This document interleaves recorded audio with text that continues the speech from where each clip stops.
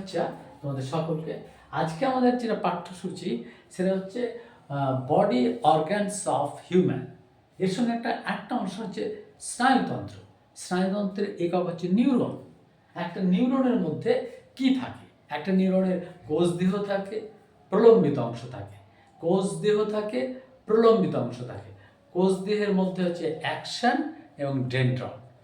ডেনড্রনটা হচ্ছে শাখান্বিত অংশ, অ্যাকশনটা হচ্ছে শাখাবিহীন অংশ।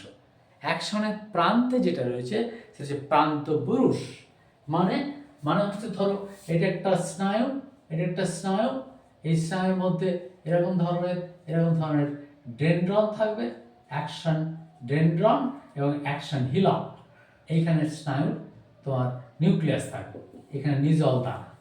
এটা হচ্ছে ডেনড্রন, এটা হচ্ছে ডেনড্রন শাখান্বিত অংশ ডেনড্রন, এটা হচ্ছে শাখাবিহীন অংশ অ্যাকশন। আর এখানে যদি মাইলিন শীট যুক্ত থাকে মেডুলেটরি স্নায়ুর মধ্যে মাইলিন শীট যুক্ত, তাহলে এর মধ্যে একটা মাইলিন শীটের অ্যারেঞ্জমেন্ট দেখতে পাবো। আর এখানে র্যানভিয়ার পর্ব, এখানে র্যানভিয়ার পর্ব থাকবে, র্যানভিয়ার পর্ব, এখানে সোয়ান কোষ থাকবে, সোয়ান কোষ, র্যানভিয়ার পর্ব সোয়ান কোষ।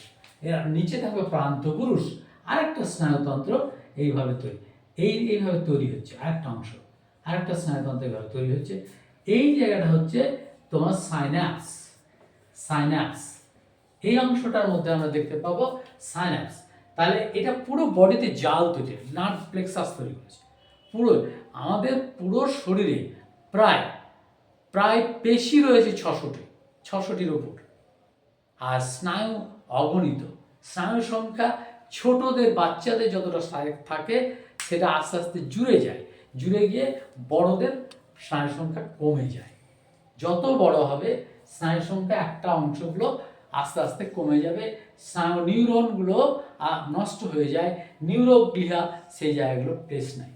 স্নায়ু হচ্ছে একটা অংশ, একটা বিশেষ অংশ নিউরন, যেটা আমাদের পরিবেশের সঙ্গে দেহের সম্পর্ক তৈরি করে। এবং আরেকটা জিনিস, যে আমরা যে কানে শুনছি, চোখে দেখছি, আমরা জিভের মধ্যে স্বাদ নিচ্ছি, এটা পুরো স্নায়ু অ্যাক্টিভ থাকলে হবে, নাহলে হবে না। ব্রেন স্নায়ুর কেন্দ্র একটা, এইটা বুঝতে হবে। ধন্যবাদ, ভালো থেকো।